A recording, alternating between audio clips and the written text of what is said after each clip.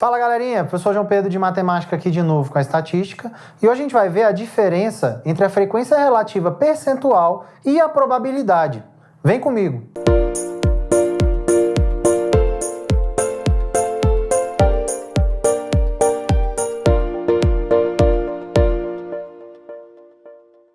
Fala galerinha, professor João Pedro de Matemática aqui de novo com a estatística e agora a gente vai ver a diferença entre a frequência relativa percentual que a gente viu na aula passada e a probabilidade.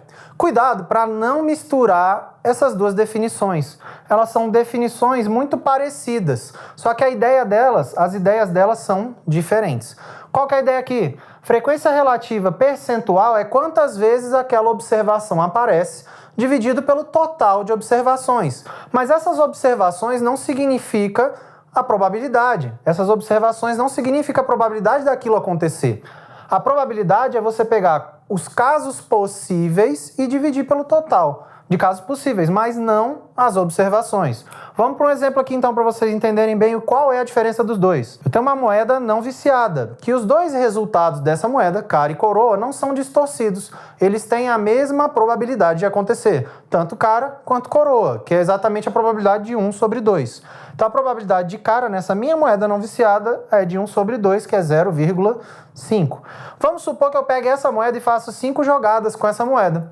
E aí nessas 5 jogadas eu tirei 3 caras e tirei 2 coroas. Qual que é a ideia então? A frequência relativa do número de caras que aconteceram nas minhas observações foi de 3 caras a cada 5 jogadas.